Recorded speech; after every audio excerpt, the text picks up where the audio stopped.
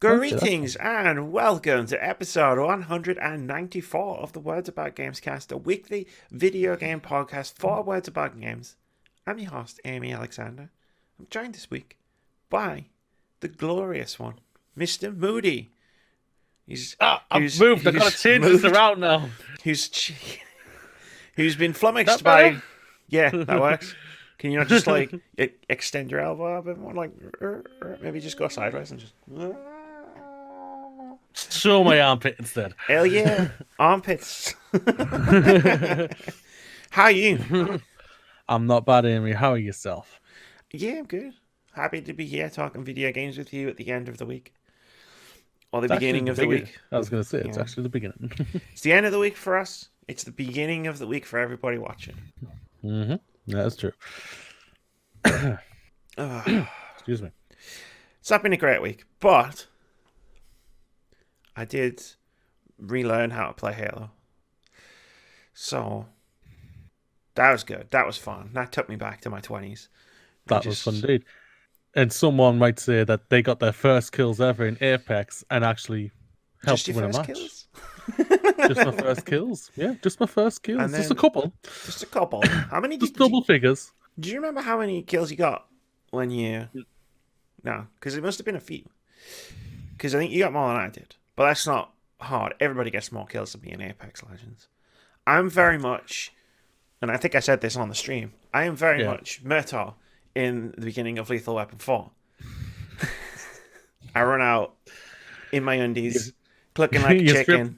You strip off into your undies, cooking like a chicken. while the bad guy with the flamethrower is like, aha, got you now. And then you're Riggs, and you shoot him, and he thinks Sing explodes.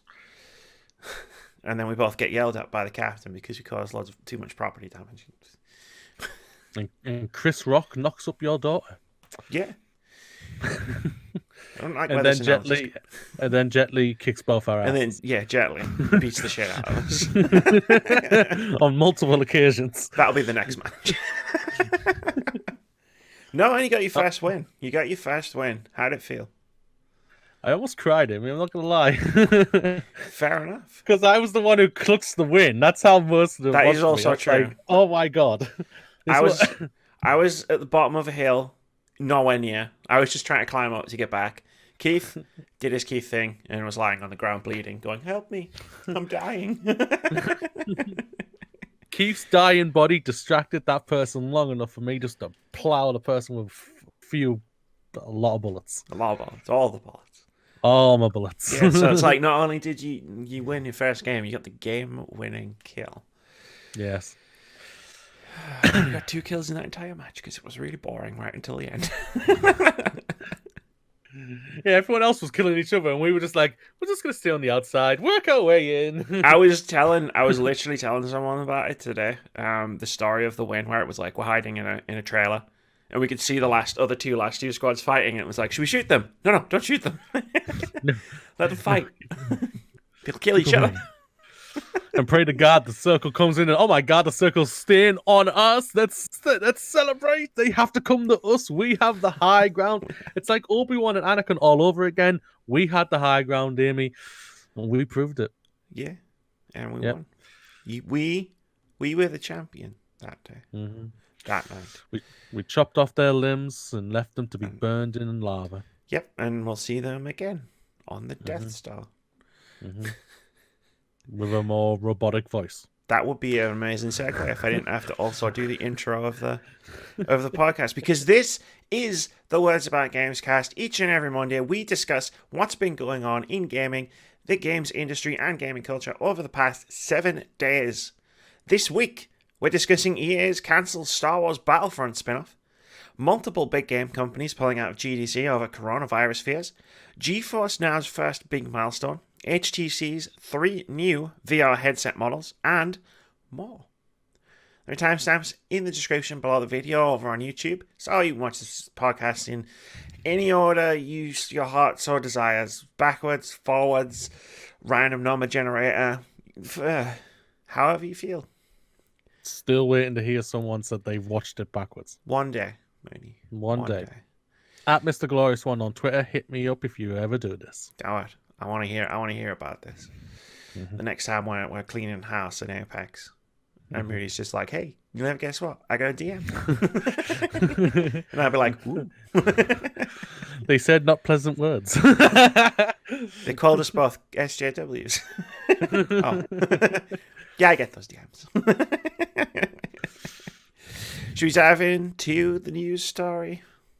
Number Why one. not? Numero uno. Speaking of Star Wars. Sources. EA cancelled a Star Wars Battlefront spin-off last year.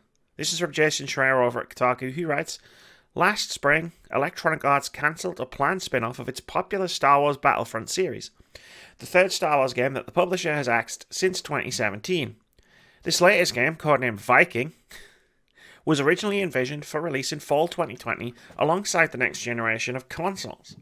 But once it became clear to EA's executives that the timeline was unrealistic, Viking was no more. Viking was designed as a spin-off of the Star Wars Battlefront series with open-world elements. The plan was also for EA to bring in yet another studio to help out, Criterion, based in London, England, which was previously best known for racing games like Burnout and Need for Speed, but had in recent years expanded to more genres. EA Vancouver spent some time designing ideas and prototypes for Viking, and Criterion came aboard soon afterwards. That was when the problem started. Although Criterion was on paper the lead studio, the logistical challenges of cross-country game development made that a difficult proposition. As one person involved with the game said, quote, too many cooks was a running theme. Criterion leads I just had a flashback to that weird Adult Swim thing from years ago. Too many cooks, too many cooks. Please tell me someone out there knows what I'm talking about. Criterion leads had an ambitious vision for the game, aiming to put a strong focus on story and characters. It soon became clear that Viking would never be finished in just a year and a half, and EA's executives had no interest in extending the timeline. Viking was cancelled in the first half of 2019, although this news has gone unreported until now. That fall 2020 financial haul will go unfilled. Criterion has now taken back the Need for Speed series, and EA Vancouver is supporting other EA studios like BioWare and Respawn on games like Anthem 2.0 and Apex Legends. EA Vancouver also works on many of the company's sports games. In May 2013, Electronic Arts signed an exclusivity deal with Disney for core video games, in other words, the ones on consoles and PCs, that has led to a turbulent, fairly disappointing decade for Star Wars games. Today, EA has 2 new Star Wars games in development, a sequel to Fallen Order at Respawn, and a smaller, more unusual project at EA Motive in Montreal, Canada. Must be... I was waiting for this. We must stop them, Amy. EA cancelled another Star Wars game. Must be the beginning of a new year, because I feel like this happens... This has happened literally once a year, right? For the last 3 years. By the way, I love the lightsaber. Let the past die. Let the past die. Let EA die. Kill it if you have to. Only if we have to. Only if we have to. They've got Respawn. We can't kill them yet. But no, like, this year we heard about this. Last year they cancelled the one at EA Vancouver. The year before, it was Visceral Games. I don't know if that timeline's quite right. But it sounds roughly about pretty right. Close, I think. Yeah, Vissel was like close to when like Battlefront was coming out, wasn't it? Yeah, maybe. Yeah, the second one. I mean, not the first. It feels like it feels like it was like, oh, Battlefront 2 loot boxes disappointment, and then it was like, oh, here's the single player one, but it's dead now. Now it's going to be a live service game. Oh shit. And then they cancelled the live service game, and then they were like, oh, we're going to use the assets to make another cool game. And now they're not, because this one's dead too. Jesus Christ. What are your thoughts? I feel this is multiple things here, because on multiple occasions, like EA are bad because they are forcing the developers to work too much and get something out in a piss poor state, or just in everything. That's basically what was the first Battlefront. The first Battlefront they wanted to get out as quick as possible, because obviously to jump on with Force Awakens. Battlefront 2, they obviously destroyed it. They destroyed themselves with the loot boxes and everything. But apparently that is a very good game now. Yeah, I saw someone I follow on Twitter reinstalling it. Like, I think. Yeah. Yeah. Apparently, it's pretty good. Cool thing. Wasn't when it Yeah. came. Yeah. That is sadly what it is. And it's just one of these things that it's just the game does, like it says, they needed more time. EA were not willing to give them that. They're in the business of trying getting games out as fast as possible, even though Battlefront 1 and 2 have sold well, and what was like say Jedi Fallen Order sold incredibly well, more than they expected. Yes. It's just it's just very disappointing to hear things like this. But also hopefully the team can help with BioWare with Anthem get that fixed. Someone needs to help BioWare with Anthem. But it is very intriguing because I was in the mindset that I was thinking, are we going to be getting a Star Wars game this year? Doesn't look like we are, so that's very fascinating. Jason puts it in the article itself, where it's like the big 2020 financial hole. It's just apparently not going to be filled at all. So it's not going to have a game, but buy sports games. Yeah, but the big game that they're expecting to release, like in fall 2020, they're just not planning to release anything. Yeah, like anything big, because they would obviously be expecting like this game to be a big game for them. Not like an EA Originals game, or like if they released another Need for Speed, say, like possibly, yeah. That would be a smaller game for EA, I would imagine. I mean, making a video game in a year and a half sounds ambitious. Like, I'm not surprised if this got cancelled, if like they weren't willing to push the timeline. But also, why? Like, it seems weird that they've obviously spent a ton of money on Amy Hennig and Visceral's Star Wars game, which they've then cancelled and rolled over into, it was Ragtag, and then they've rolled it over in Orca, which is the one that EA Vancouver were making, which they've obviously spent more money on, and then they've cancelled that and rolled that over into Viking, which they then spent more money on.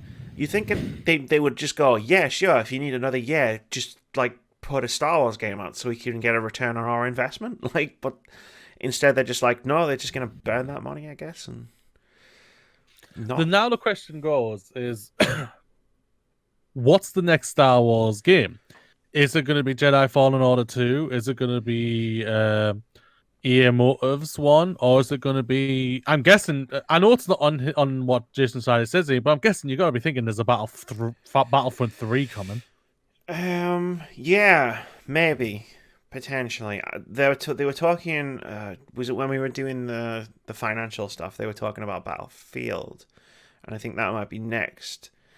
Yeah. EA might be giving Battlefront a rest for a bit after what happened with Battlefront 2.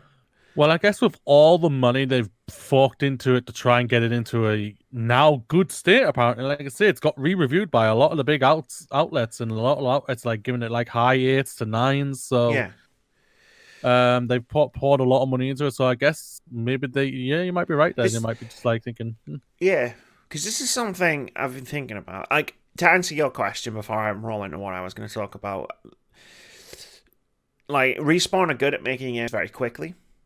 I remember reading an article about it. They talked about how they've like make games like really quickly, like comparatively speaking. But it sounds like the Motive game is smaller, so that might be the next one. Very interested to see what that is, because he calls it an unusual project. But like EA's biggest hits over the last 12 months have all been things that they've either been trying to pivot away from as a company over the last few years, or things they've never tried before.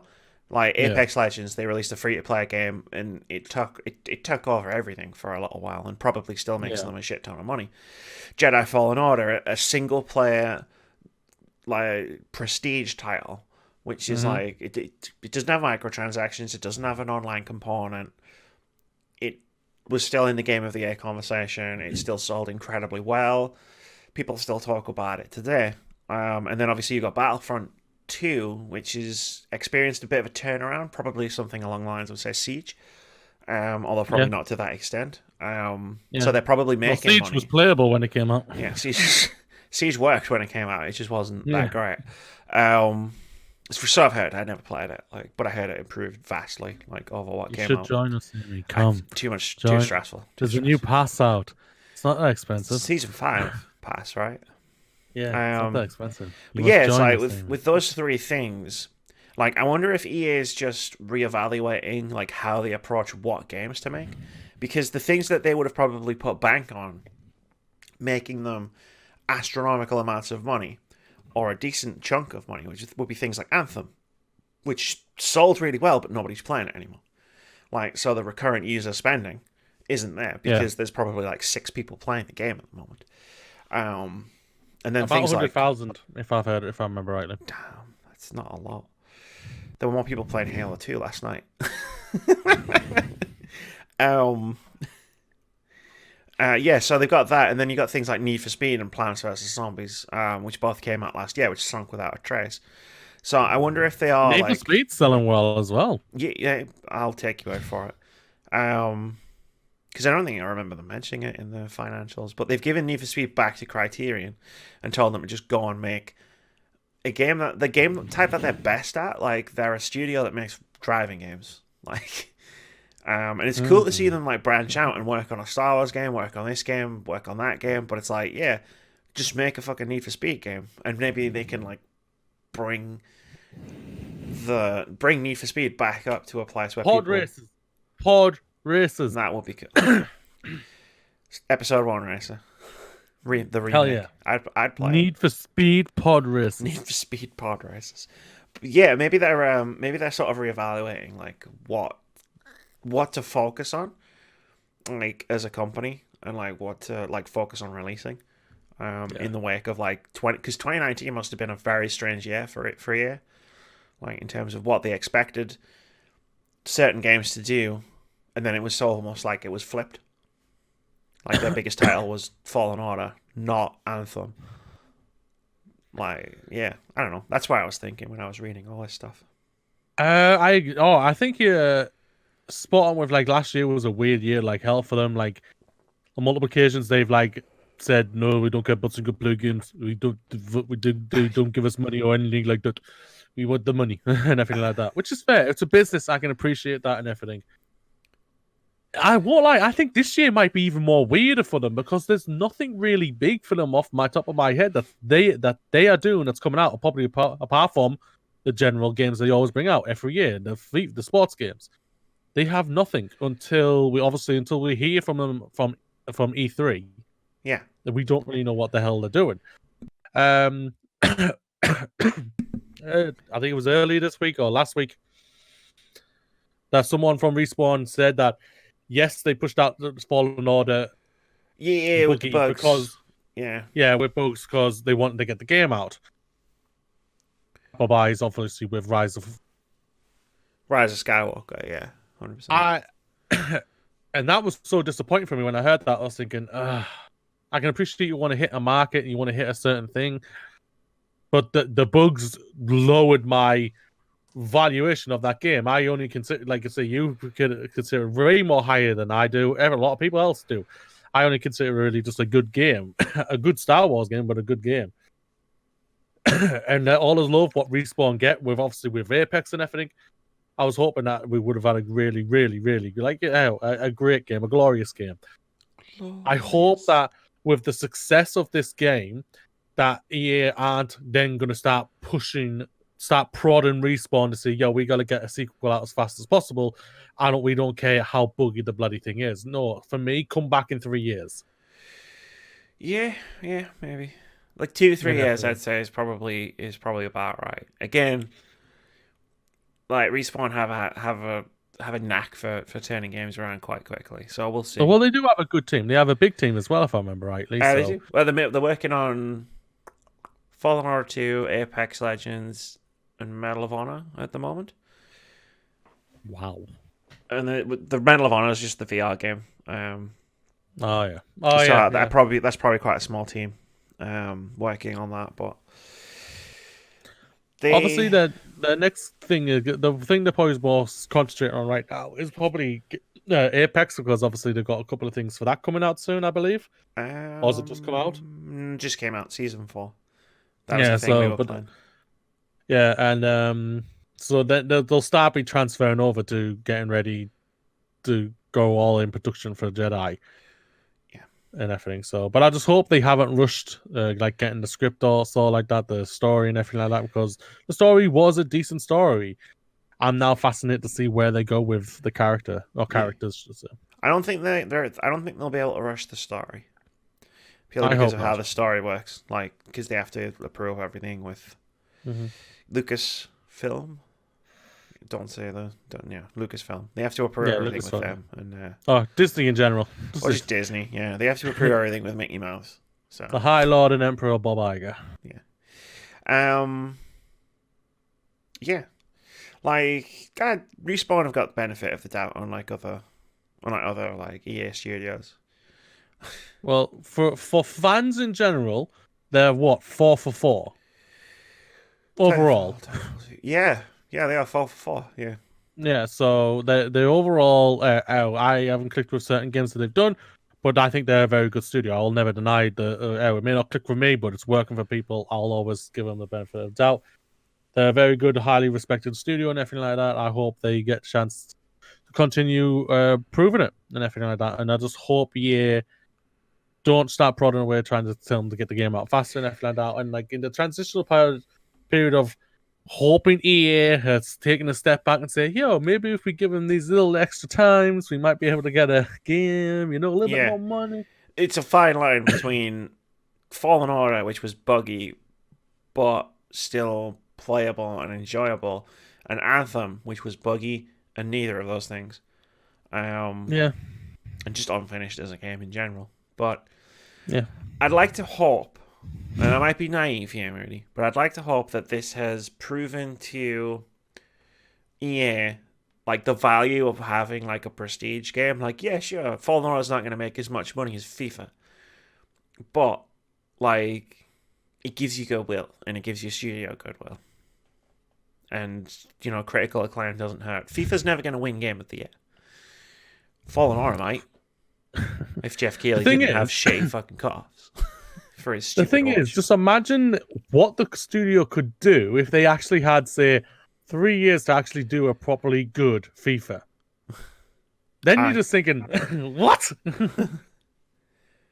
It's going to be a fascinating thing. Like, I don't even think they would lose that much money because most of the money still comes from their Ultimate Team stuff. So if they like had a team, if they like split a part of their FIFA team off to just continue to update the rosters and like and do like FIFA Ultimate Team updates and tweaks and like just general updates, and then had the bigger team work on a FIFA game that was going to be like brand new. Like say like 2-3 years instead of like a 1 year cycle. Like I don't think they would lose all that much money. Like, and I think they would gain it back because I think their sales, their like initial buy-in sales would be way higher when that new FIFA game came out. Well, I think personally, their FIFA game or even their Madden, their sports game in general, I think should just go games of service. I think they should really become free games like Apex. And like seasonal things of like obviously the updated the rosters of changing the leagues and everything like that for the teams or players for Madden and everything like that. I think you could charge for that to say like 10 to like 20, 30 bucks or something like that, or pound for us. I think that wouldn't be that big of a deal, and I think people would actually get a lot more on board with that. Fair enough. I mean, maybe there's someone looking at it in EA somewhere who's just like, can we change the model up? But then at the same time, it's like, why would they be looking at it? Because hey, we make $3 billion on microtransactions. That's the only thing about it. The company always, and I'm going to throw Activision into it as well. They always seem that they're looking very short term instead of long term. If they start looking more long term, the sky's the bloody limit, man. It really is. Yeah. I used to have a saying I pulled out a few times. I think it was like last year or the year before on the podcast, where it was like a video game company, like a big AAA video game publisher, will always fuck itself in the long term to make an obscene amount of money in the short term. If given the option. But yeah, no, I think the big AAA publishers are very slowly starting to look at like game release models in a new way. Like, you remember when this generation started and Destiny was a thing, and then like we found out via the big legal battle with the composer. His name will come to me at some point, but when it was like the Destiny release model was supposed to be like there'd be a new game every like 2 years, and there would be an expansion in between each one, and you'd have like the 10-year plan was going to be like there'd be 5 Destiny games, whereas now it's sort of like Bungie have separated from Activision, and now Destiny 2 is probably going to be the Destiny. Like they might release a Destiny 3 for PS5 and Xbox Series X, but then like that would last that entire console generation, if not longer, because that is a better way of doing it now. Yeah, Like Ubisoft are proving it. They have. They still do some mistakes. Like last year, they did do a couple of mistakes. We've seen that. But like Assassin's Creed, they're proving it. Long-term vision for it is helping them out in the earlier games and everything. Rainbow Six Siege, long term, they expect to have 100 characters for that game. That's bonkers to think if they actually able to pull that off. Yeah.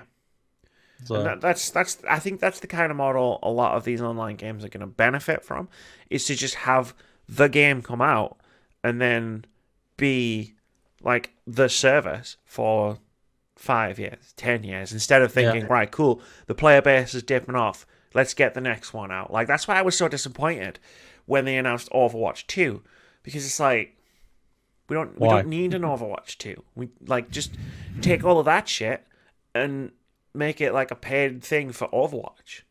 Yeah. It more or less is, which is what's really annoying, but that's an entirely different discussion for a different day, I'm sure. True. Like I could rant about Overwatch 2, like in fucking Jeff Kaplan being like, "Ooh, this is good and redefine how multiplayer games are sold." I fucking hope not. Do we all have fun? Do you not have fun? Do you have a phone? It has nothing to do with China. Ooh, you froze a bit there, but you froze like while you were drinking, so it was like. Let's move on. That was the only thing I think we're going to talk about at length. I think I'm looking at the rest of this news lineup. It's been a very slow news week. It has. Number 2, PlayStation, Oculus, and Facebook Gaming. I've got a hair in my mouth. Pull out of GDC over coronavirus concerns. This is from Michael McWhirter over at Polygon, who writes, Sony's PlayStation team and Facebook, including Oculus VR, have withdrawn from this year's Game Developers Conference, citing health concerns surrounding the novel coronavirus, COVID-19. Quote, out of concern for the health and safety of our employees, our dev partners, and the GDC community, Facebook will not be attending this year's Game Developer Conference due to the evolving public health risks related to COVID-19, a Facebook spokesperson said in a statement emailed to Polygon. We still plan to share the exciting announcements we had planned for the show through videos, online Q&As, and more, and we'll plan to host GDC partner meetings remotely in the coming weeks. Facebook Gaming and Oculus plan to have booths and employees at GDC 2020, which will be held March 16th to March 20th in San Francisco. Sony Interactive Entertainment will also not attend, according to a statement received by GamesIndustry.biz. A spokesperson for the PlayStation division said in a statement, quote, we felt that this was the best option as the situation related to the virus and global travel restrictions are changing daily. We are disappointed to cancel our participation, but the health and safety of our global workforce is our highest concern. Sony announced on Wednesday that it was also pulling out of this year's PAX East over concerns regarding the coronavirus. That consumer-focused event will be held in Boston from February 27th to March 1st, which is next weekend. Organisers for the Game Developers Conference published a statement on Thursday saying that they were preparing for the event with attendees' safety in mind and planned for additional health security measures. Quote, we believe that based on the strict US quarantine around coronavirus and a large number of enhanced on-site measures, we are able to execute a safe and successful event for our community. Locally, the Department of Health for both the state of California and the city of San Francisco support the convening of public events. We are also continuing to follow the latest CDC and WHO guidance, following in the footsteps of other larger international events that are taking place successfully at the Moscone Center. End quote. I need to say something about the response to this. On social media and in news posts and stuff, there's a lot of comments going on in these news stories about PAX East and GDC and PlayStation pulling out. Conspiracy theorist fucking whack job shit, where it's just like, oh, they don't have anything to show, so they're just using coronavirus as an excuse. Like, no, that's not how any of this works. Even if it was a virus that hadn't killed people, they wouldn't do this. Yeah. So the stupid conspiracy theorists, bugger off. I'll say that right now. This sucks. There's no doubt about it. It sucks for like all the people who are going for PAX East, because down the big push there was Last of Us Part 2. Was the first thing they were going to... Finally, people was going to be there for the public to play and everything like that. I was super excited for two of our friends, Joseph and Kyle from the PlayStation Trophy Room podcast. I was rooting for them for that and everything, but it sucks. People may think certain things that they're allowed to think, they have their opinions and everything like that, but this is their decisions, all their decisions and everything like that. This is hundreds of people coming from different countries all over the place. And the coronavirus is a serious thing. It is killing people, ladies and gentlemen. I think we have to all remember that. It sucks, I won't lie, because I think last week I said, I don't know if it was on the podcast or not, but I said, I was thinking to myself, well, I think PlayStation might actually start thinking of GDC for the PlayStation 5 reveal. You said it, yeah, out loud, I remember. Yeah. A week later. I mean, they might still put out something, like a state of play or a live stream or something, because that's what Facebook is doing. They're just taking all of the stuff that they were going to announce at GDC, and they're just going to do it anyway, but like from wherever Facebook lives. Like, the thing is, it's not just about the virus itself. Like, they even say it, someone does in one of their statements. Yeah, Sony said it. We believe that based on the strict US quarantine around coronavirus, and they talk about like travel restrictions and whatnot. It's like it's not necessarily that maybe everybody will catch the coronavirus. That's definitely a concern. Like, and I think quite rightly it should be a concern, but it's also like they're going to fly people in from all over the world, like their employees, and like what if the travel restrictions like get tighter and everybody gets stranded in San Francisco, like all of a sudden you've got all these employees who are stuck wherever they are. And also, like, maybe they took a vote as a company and decided that they didn't want to go, and at which point you're not going to force your employees to go during like this big worldwide health emergency. Oh heck, the employees might have even been saying to the bosses, "Yo, we have concerns." Yeah, I mean, like, if you go to GDC or PAX East, especially PAX, it's like, okay, you're going to go and play, like, thousands upon thousands of people are going to go and play that Last of Us demo. And what are they all going to have in common? They're all going to be touching one of these. Yeah, they're going to have, like, what? They would have had, like, 30 booths for the game, probably, and I think I'm being generous there. So what's that, say, 30 controllers? Like, 30 controllers, yeah. For thousands of people? Because like I've been with EGX, and like probably half the time I've come back, I've been super ill. Like when I've come back from EGX. Both the times I was at EGX, apart from the time I went just for one day, and I went down for the 4 days. The third day I was always ill. Yeah. I always came ill. That always happened. I was just like, I don't know if it was just because I was exhausted. Obviously, we're walking around a lot down there. It is tiring. And and I was just maybe more just physically exhausted. I am a big guy, so. I mean, like you put a lot of energy into these things. Like it's and there's only so much this belly will carry around. So much merch and swag. So much merch, yeah. Yeah, it's like, like a lot of people are going to touch those controllers, and a lot of people might get sick, and maybe they get sick from the coronavirus, and PlayStation would probably get sued, like if they inadvertently or indirectly caused a coronavirus outbreak in San Francisco. And bye the PlayStation 5 then, ladies and gentlemen. Yeah. So we're looking at this, right?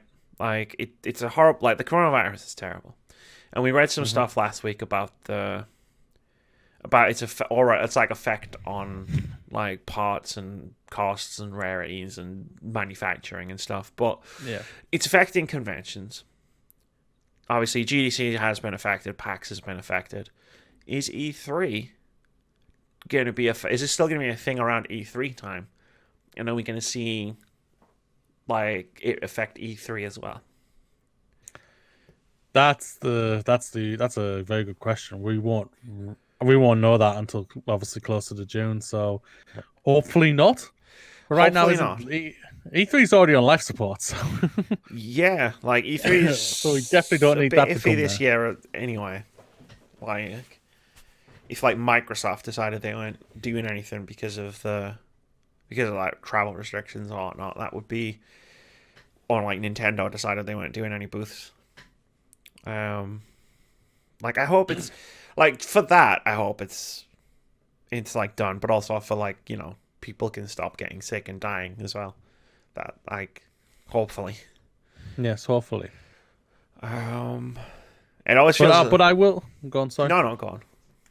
But I will say to anybody who's like, I've seen people like attack the like people for because of the virus and everything like that. Please research into that virus and everything like that. It's a serious thing and everything. So if you don't know anything about it, don't just be attacking anything on Twitter or anything like that or socials, because if you are not knowledgeable about it or don't have anything know anything about it, you're just looking like a complete pillock. So Very well said. And that is a good place to leave that. Excuse me.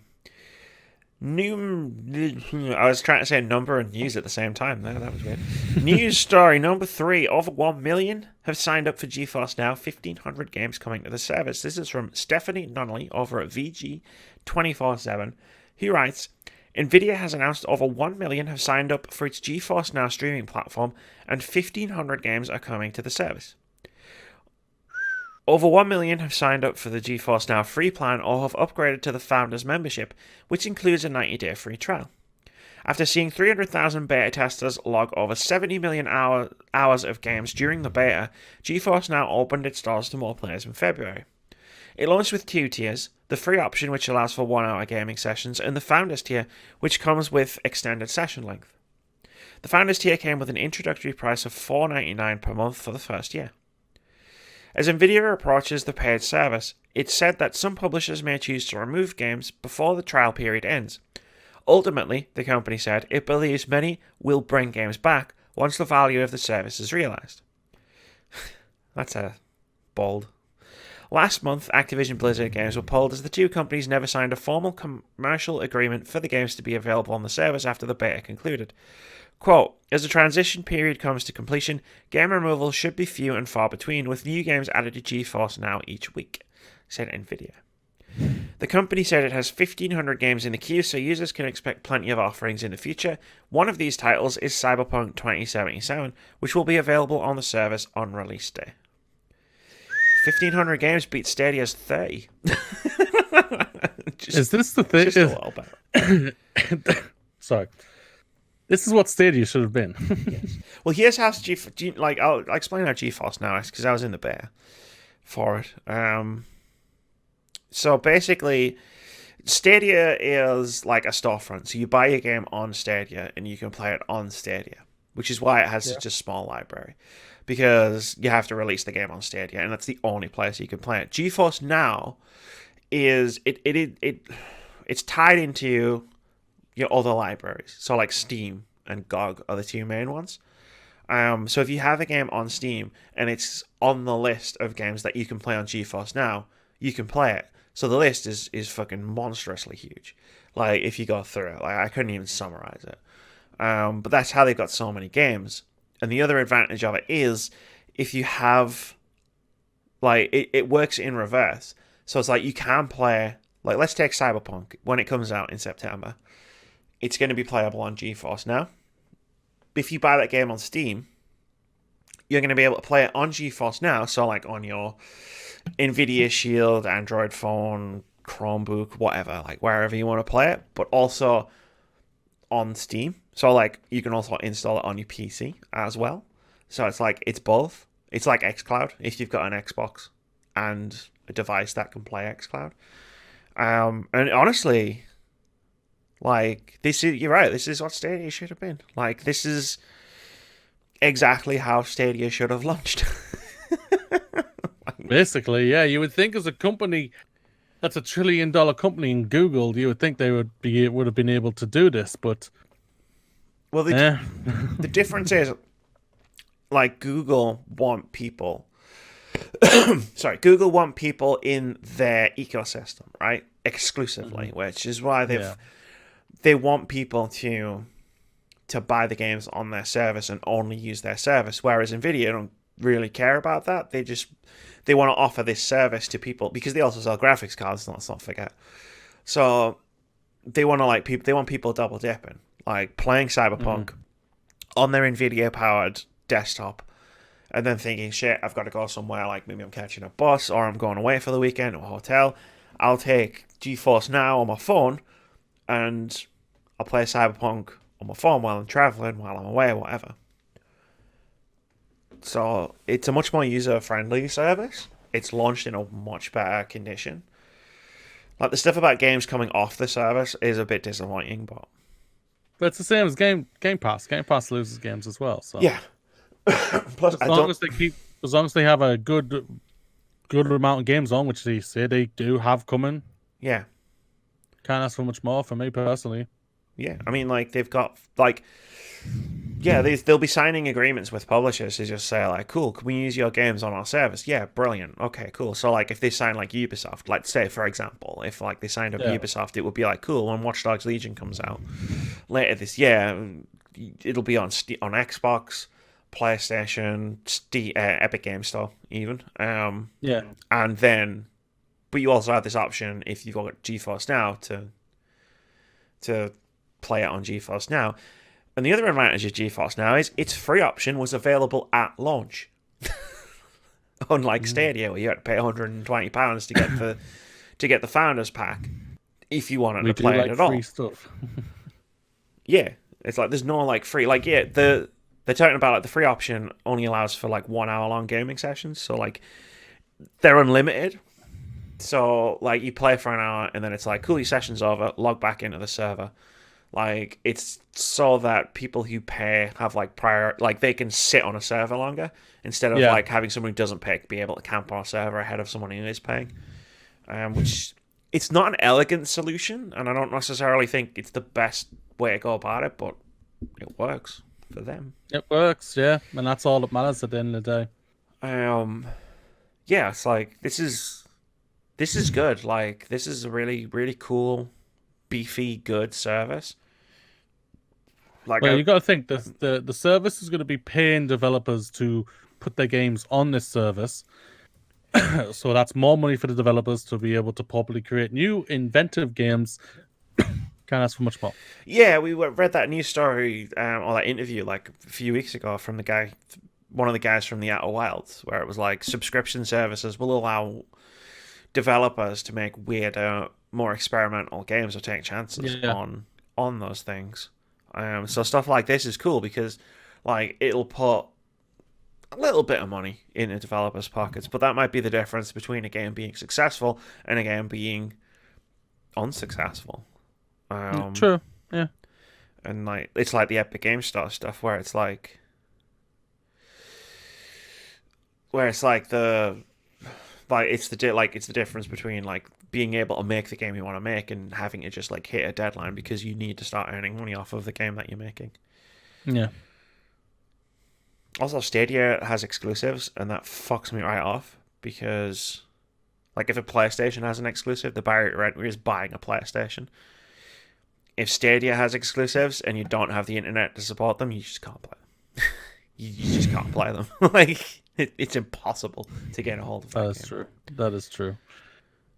It's just it's going to be a fascinating generation. I'll say that for sure. No doubt about it. With streaming services, Game Pass services, and etc. So I'm very fascinated to see what the next few years is going to be like. Yeah. Like, I don't think streaming is ever going to supplant downloading games or even necessarily buying physical copies of games. Like, but it's going to be a big deal. Like, a bigger deal as we, like, move through from 2020 to whenever the next generation ends. 2027. It's a big seller for, like, Xbox to come out and say, yo, buy this console. You have 100 games. Yeah, this is even better. Like xCloud positions them in an even puts them in an even better position on that because you don't even necessarily need to buy the console. Like if you pair xCloud and Game Pass up and you can't afford to spend £200 on an Xbox One S, which is gonna be able to play all of their future releases at least for the next couple of years, you can just buy an xCloud and Game Pass subscription and put it on this. Yeah, the thing we've had for a long time. Sorry, Yeah. iPhone users. Like, or like even like when they expand it to like Chromebooks and laptops and TVs and like your freaking PC that's from like the year 2005 and just barely holds You on hear running that, Windows PC? 10. You might be able to do something soon. Like that's the draw. Right? It's like I want to play the new Halo, but I can't afford a PC. Well, why don't you just get xCloud? You got good internet? That'll do it. Yeah, you got decent internet. Cool. You got a laptop. Cool. There you go. That's all you need. That's the barrier for entry. That's why I don't think it's a. That's why I think it's a bigger deal if PlayStation 5 is expensive as opposed to if Xbox is expensive because Xbox has Xbox Series X can be £500, and knowing that, one, you could just buy a One X, two, you could just use xCloud, whereas PS5 has PS5 and that's it. That's all they can sell you to get you to play Horizon 2, Spider-Man 2, God of War. So right now, to what we know, obviously, because we still don't know when it comes to PlayStation. It seems like it's going to be the same as last generation or this generation. And that we hope not. I think that could be a good strategy to start the generation, but I think that could be an anchor around their neck as the generation goes on. If they keep trying to like keep the status quo, I think a lot more people will gravitate away from that towards more convenient solutions. I mean, they'll still have the exclusives. They'll still sell shitloads of those, and they'll still sell shitloads of consoles. But like, it's going to be fascinating. It's going to be a very, very cool generation. Hopefully. As long as I've got the money for it. Oh, God. What's money? Money. Yeah, I don't have any money. Oh. Next news story. HTC unveils 3 new versions of its Vive Cosmos VR headset. This is from Matt Wales over at Eurogamer. Excuse me. He writes, Half-Life Alyx is just over a month away, and those looking to step into the heady world of VR gaming have a new range of options to consider courtesy of HTC, which has just unveiled 3 new iterations of its Vive Cosmos headset. The original Vive Cosmos launched at the tail end of last year, offering a high-end PC-based VR experience that, in terms of price at least, occupied the middle ground between Oculus's £399 Rift S and Valve's maxed out £919 Index coming in at £699. Technical specifications. Actually, there's a part that really is interesting. Vive Cosmos' 3 new variations, the Elite XR and Play, all have the same 90Hz 2880 by 1700 LCD display as the original model, but each utilizes its own removable faceplate, providing support for a different range of features. At the lower end of the scale is the Vive Cosmos Play, an entry-level VR offering with a faceplate that supports 4-camera inside-out tracking, as opposed to the 6-camera setup of the original Cosmos. At the upper end is the Cosmos Elite, whose faceplate features external tracking utilizing 2 included base stations. 2 Vive controllers are also provided. I bloody hope so. Notably, the modular faceplate design of the Cosmos series means that owners can integrate a different feature set at a later date, regardless of the model they own, simply by purchasing and installing an alternative faceplate. Last of the new models is the Cosmos XR, a mixed reality headset in the vein of Microsoft's HoloLens, featuring 2 pass-through cameras. This one's primarily intended as a development tool at present and will debut in the form of a new dev kit in Q2 this year.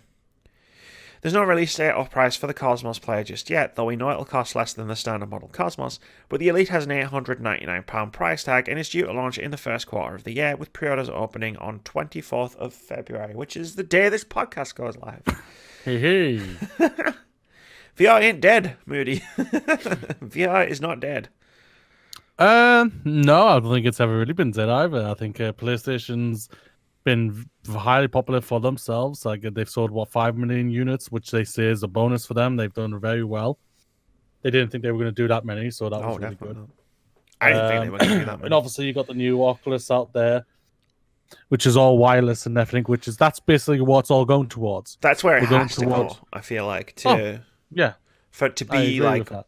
effective in the future. Like I talked about it on our predictions podcast. I think PlayStation VR 2, if it's a thing, which we'll read about in a second, I think it needs to be wireless. Like, because PSVR was adopted so well because one, it was the price was really good, but two, it was easy. You just plugged it into your PS4 and you're ready to go.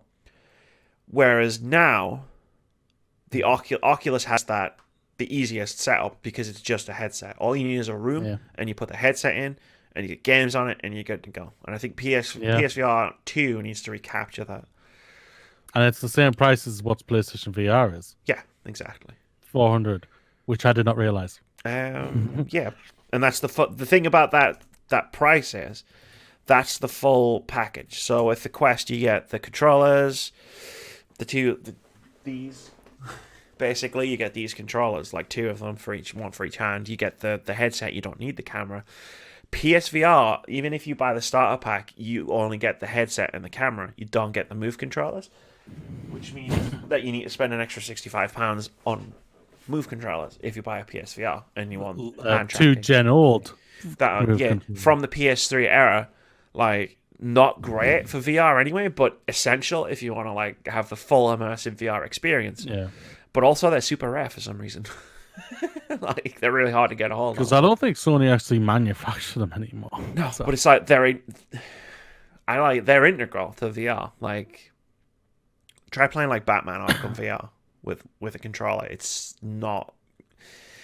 fine, but it's so much cooler to like have those controllers. Like, but yeah, like this Vive stuff is cool. Like Vive has always been sort of seen as the higher end of the VR world. Like when we do charity streams and we set up VR, like I never use my Oculus. Like we always use Russell's Vive because I'll admit it straight up as someone who owns an Oculus Rift. The HTC Vive is a better VR headset. Like, but the Oculus Rift, especially the wireless one, is some lot more simpler, easier. Yeah.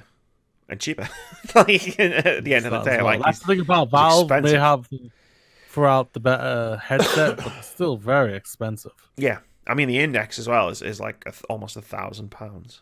Like, yeah, it's the only thing holding VR back at this point. I feel like is the price point because I feel like everybody who tries a VR headset is like, "Fuck, that's amazing! I want one. How much is it?" And then you go, "That's £600 or that's £1,000," and they go, "Cool, I'm not going to buy them."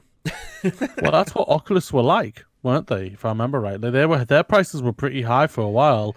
Then they've done this wireless one, which is $400, which isn't that bad at all. Yeah, like Oculus, when all the VR headsets launched, Oculus was in that weird position where they were neither the cheapest option or the best option.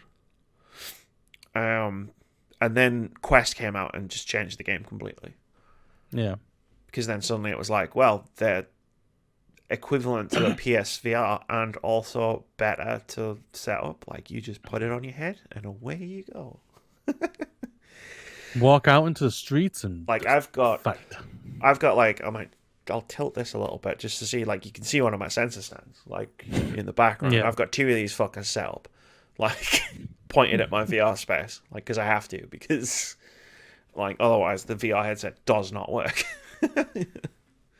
Does not work. But it's cool to see like more VR headsets coming out. Like, before I say what I was about to say, I think we'll move on. It is the future. So, like, we've got a lot of things. Like, I think ever since the Ready Player One movie came out, I think everyone's like, oh my god, we must have that. And it has to be wireless and it has to be like that, basically. Like when I had a PSVR before I switched to PC, PC VR thing, guess. Like I used to cart that thing around like a few places. Like I took it to Tom's because you never used one when Resident Evil 7 came out. Like it was a coincidence. It was a coincidence that that game was coming out when I was going down to visit him, but it was. So I was like, I'm going to cart this down. I'm going to play. We played Resident Evil 7. We played the whole thing in VR. It was incredible as an experience. But I used to like take it to like people's houses. And like loads of people would come around and we just pass the VR headset around and try it. And literally everybody had the same sort of like reaction of just being like, "Whoa, this is something else." Like, Yeah. that I had when I first tried it at EGX. Like, because it is that moment of just like, oh wow, I'm like in a completely new world. Like, whoa, the game's over there, and it's over there, and it's over there. Holy shit!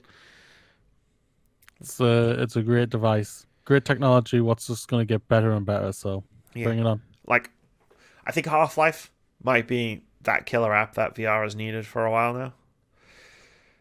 Like, it could just be the thing that makes people bite the bullet and buy a VR headset. Possibly. Because like if streamers start coming out and be like, this is amazing, and reviews start coming out and being like, this is amazing, I think that's gonna tip a lot of people over to be like getting into it. And there's already a lot of cool stuff out there as well. So like once you finish with Half-Life, you've got Beat Saber and Bridge Crew and Stormlands and like tons of other really cool experiences, like actual games, as opposed to just like the demos that like sort of came with it. When it first came out, because as much as great as like Arkham VR was, it was like an hour. It was just amazing, but it was just an experience. Riggs was cool, but it made me sick. Rest in peace, Riggs. Riggs was cool though. Let's move on. Sony patents Valve Index-like VR controller with finger tracking. This is from Jamie Feltham over at Upload VR. He writes, a recently published patent from Sony Interactive Entertainment suggests that the company is working on a new VR motion controller. Thank fucking Christ. Similar to those for the Valve Index. The patent for a controller device outlines an input mechanism for a home use game machine that detects movement of a user's hands. Not only that, but the kit features a plurality of sensor units to detect the fingers of the user. These can detect the proximity or contact of a finger and outputs a finger detection signal indicating the state of proximity or contact of the finger. Do we need to read the rest of this? No. No, because it's like it all goes into depth about how PC VR works, and I can explain that in like I can explain that with one of these. How finger tracking works is basically like it's all based on like there's sensors in the triggers, because you can see there's one on the side there, and there's one on the top. And like, if I take my thumb and my finger away from the triggers, I'll do finger guns. Pew, pew, pew, pew. Whereas if I hold them on, but without like pushing down or pulling, it'll make a fist. Yeah. And that's how it works. And that's what they need to do. There's no doubt about it. Like, it's not confirmed or anything like that, but we're all pretty much surmising or guessing that there is a PSVR coming, VR 2 coming, and it's going to be wireless and everything like that. That's my prediction. Don't let me down, Sony. And they're going to be with new controllers and everything. Hopefully, it will come with the console or the headset and everything. I think with Oculus doing it and Valve doing it, I think they pretty much have to have it like that now. So it's good. That's what they should be doing. They had the nunchucks for the last 2 generations. Yeah. Things have moved on. They need Sony, a company that likes to innovate, and they haven't innovated on this thing, which is weird to think.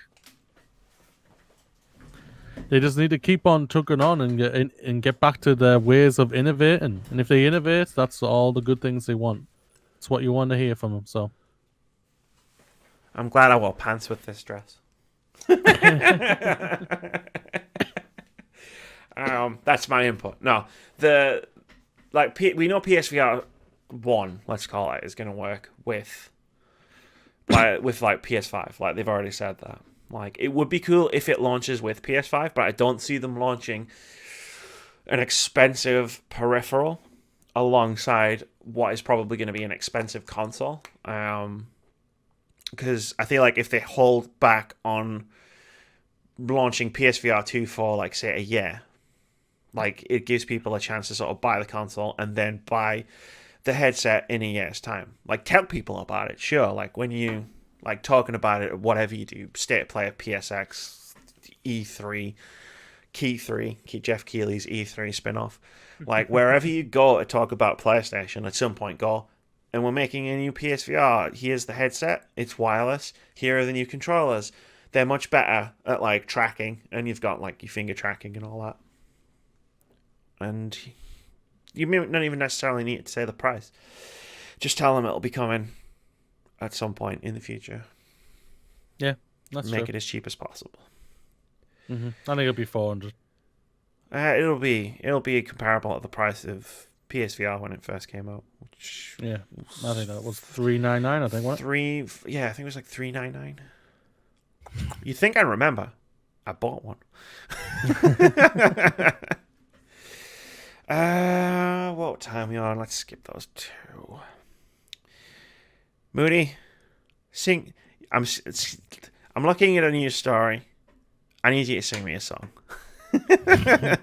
Toss a coin to your witcher, oh valley of plenty, oh valley of plenty, oh.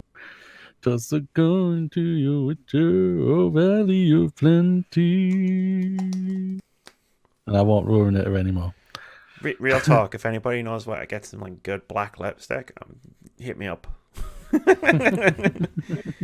It's like the fourth different one I've tried, and they all suck. Well, the first one I tried was really good, but unfortunately, they don't make it anymore. Oh, boo! I know, right? News story: The Witcher 3 update brings PC cross saves to the Switch. This is from Chris Holt over at Engadget. He writes, if you're hooked on The Witcher 3 Wild Hunt on PC and want to keep playing while you're on the go, you can do just that, perhaps with a little more ease than in the past. CD Projekt Red has tossed a coin to its Nintendo Switch players by adding save file integration with Steam and GOG. The publisher has a couple of warnings about cross saves, however. It said if you change the name of a PC save file, the cloud save feature on Switch won't recognize it. Mod-related bugs and blockers might get transferred from a modded PC game save file, it also noted. That's not the only shit. We don't need to read that. There's just stuff about like other parts of the update.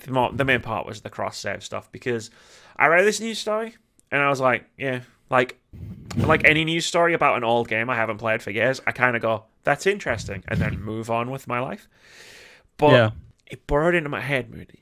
It burrowed into my head so much that I had to take it, put it in this document, and think, I'm going to talk about this on the podcast. Because what happened was, I remembered where I left off with The Witcher 3 when I was playing it on PC.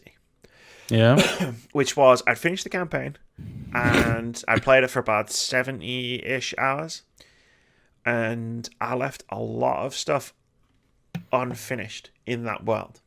And I always thought I would go back to it eventually. Yeah. Because I reached a point where I was like, I just want to finish this, I just want to be over it, I just want to play something else.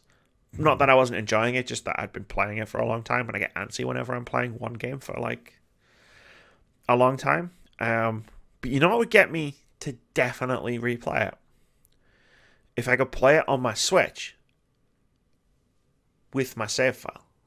Like, I didn't have to replicate that 70 hours to get to where I was. If I just transferred my save file across and then be like, cool, pop my Switch out of the dock, like on a bus, like traveling, like listening to podcasts and stuff, I could just be like, cool, I'm just going to blast through like a bit of Switcher. It burned into my brain. It was like, this is such a good idea. It's a great idea. There's no doubt about it. It's a great idea. CD Projekt Red, they're just continuing just to prove that they are going to be one of the best companies out there right now. Just doing great things for their fan base and everything. One thing you should try is play it on your Switch. While you're in the background on the TV, you have the Netflix Witcher playing. Oh, that's amazing. Or just toss a coin to your Witcher to the 10-hour loop on YouTube. Toss that as well. To your Witcher. Are we ever going to get sick of that song? Nope. Never. I think we will, but then season 2 will come out and we'll be like... There'll be another banger. You'll have another banger that comes out, and that'll be it. So, like, it'll last us until, like, December when season 2 comes out, and then it'll be, like, another Jaskier banger, and then we'll be like, cool. And then we'll get copyright claim next January. I have to playing disappoint it in the you podcast. I'm really sorry about this. But season 2 is going to be is 2021. I will probably, yeah, you're probably right, but I'm going to be optimistic and be like, nah. Henry Cavill's going to drop it just before Christmas. They're going to be like, guess what? Merry Christmas, guys. Merry Christmas. They're going to be like, guess what? Guess what? Merry Christmas, fuckers. Christmas Day. Boom, Witcher 3. Everyone's going to lose their fucking minds. And everybody's going to binge it on Christmas. Like, families, fuck off. It's 8 episodes. 8 episodes of The Witcher Season 2. That's more important than this family nonsense. Get out. Or maybe that's So just me. Christmas for America, Boxing Day for us. I hope not. Cool. We definitely take staying off social media then. Yeah, like no Twitter for Christmas. I don't do any social media on Christmas anyway, so it doesn't make a difference. Yeah, me neither. Let's do this because it's funny. The next and final news story we've got: Red Dead Redemption 2 has a hot coffee mod, and Take-Two wants it gone. This is from Chris Priestman over at PC Gamer, who writes, Hot Coffee is an inaccessible minigame in Grand Theft Auto San Andreas in which main character CJ has coffee with his girlfriend. Except it's not coffee, but sex. It gained infamy when San Andreas arrived on PC and modders dug it out of the code, and even though the simulated sex was primitive and everyone was fully clothed, the game was quickly re-rated as adults only until Rockstar released a patch completely removing the content. It seems a bit overwrought now, but in 2005, it was a whole big thing. Oh, yes. Yeah. In this new, more modern era of video games, modders don't need to rely on buried assets and snippets of code. They can just make things themselves. And so it is that Red Dead Redemption 2 now has a hot coffee minigame of its own. It may not be around for long. It may not be around for long, though, as YouTuber Swegter said in a video that a legal representative for Rockstar and Take-Two Interactive has told the mod makers that they have to take it down. The mod was uploaded to Nexus Mods on February 12th and apparently caught the eye of Take-Two and Rockstar shortly thereafter. Swegster's video from February 18th quotes an email stating that RDR2's EULA prohibits acts like decompiling, preparing derivative works based on, or otherwise modifying the software, and that the Code of Conduct for Online Services includes a prohibition on users creating, uploading, or posting material that is vulgar, obscene, sexually oriented, or inconsistent with community standards. The mod presumably violates at least a few of those restrictions, and therefore must calm down. Oh, hot coffee. What was I just talking about when we were talking about Halo? It's like it's 2005 all over again, and then there's a freaking hot coffee. It is a little mod. bit, yeah. For Red Dead. The funny thing is, Rockstar, I bet they don't give a fuck at all about this. It's literally just Take-Two. Yeah. That's all. Honestly, I bet Rockstar don't give a flying hoot. I think Take-Two Interactive are mostly having like PTSD-induced panic attack flashbacks to the original hot coffee thing from GTA. And being like, no, take it down. Jesus Christ, we can't go through this again. Take it down. Take it down. Because like, hot coffee was a fucking huge blow up back in 05. Like, it was in fucking being debated in like American politics and and all sorts. We all know how they like to talk. Well, that's the thing. Like the big problem was they didn't make the distinction between something that was in the game and something that you had to hack to get access to. Like it wasn't accessible from the game, which is fair enough if you don't know how video games work. But like they'll do the same thing. They could do the same thing with this, where it's just like, oh my god, Red Dead Redemption 2 has like sex. You can have sex with people, which, I mean, again, like I said this at the time about hot coffee, it was like, that's like one of the only legal things you could do in the game. But, they will just take it and be like, it's in the game. And everyone will be like, no, it's a mod. It's not in the game. And they'll be like, no, it's in the game. Like, I'm not listening. La, la, la, la, la, la. Yeah. It'll probably get taken down. There's It'll no get doubt taken about down. this. I mean, it does violate the Code of Conduct. Like, as it says right there, so... It does. It will get taken down. 2K are just covering their backs. I can understand that. They've made a lot of money, and they don't want to lose their money. Yeah. And I don't think they want to go through hot coffee too. Just get rid of it. Just get rid of it. They must have known this was going to happen as soon as they put the game on PC, though. Yes. People make sex mods for everything. It's one of like the first things you find. It's like you buy a Bethesda game and you go on to Nexus Mods and there's always 2 mods. 1, the mod that fixes all the bugs. 2, the mod that lets you bang everybody. Like, that's just how it works. That's just how modding works. Yep. Never trust a mod. As a console player, I know this for a fact. Oh, let's do games out this week. There's a few more games out this week than there were last week, and only a couple of them are re-releases. On February 25th, we've got 2 Point Hospital coming out PS4, Xbox One, and Switch. On February 26th, Warlander comes to PC. On February 27th, Overpass comes to PC, PS4, and Xbox One. Then, on February 28th, 5 games come out. Kingdom Under Fire: The Crusaders comes out on PC. Metro Redux comes out on Switch. Bloodroots comes out on PC, PS4, and Switch. Romance of the Three Kingdoms 14 comes out on PC and PS4. And One Punch Man: A Hero Nobody Knows comes out on PC, PS4, and Xbox One. I know it stands out for me there because I'm playing it at the moment. Does anything stand out there for you? 2 Point Hospital. It's coming to Xbox Game Pass, and I saw that. I hear good things. That was better. So I will be renting it, and not renting it, downloading it, and playing it. My friend, who is like, when I use the term casual gamer, I don't mean as an insult. My friend who is quite a casual gamer, he's bought a PS4. Like 2 games he's really interested in. He's been really interested in, like 2 Point Hospital coming to his PS4 and Blair Witch coming to his PS4. And he's kind of mad because, like, as I pointed out to him the other day, it's like both those games like are on Game Pass. Like, you wouldn't even need to buy them if you had an Xbox. And the reason I think he's kind of salty is because I convinced him to buy a PS4. Is he questioning your friendship right now? This was before Game Pass existed. In my defense, Game Pass wasn't a thing when I convinced him to buy it. But yeah, it is like, ooh, sorry.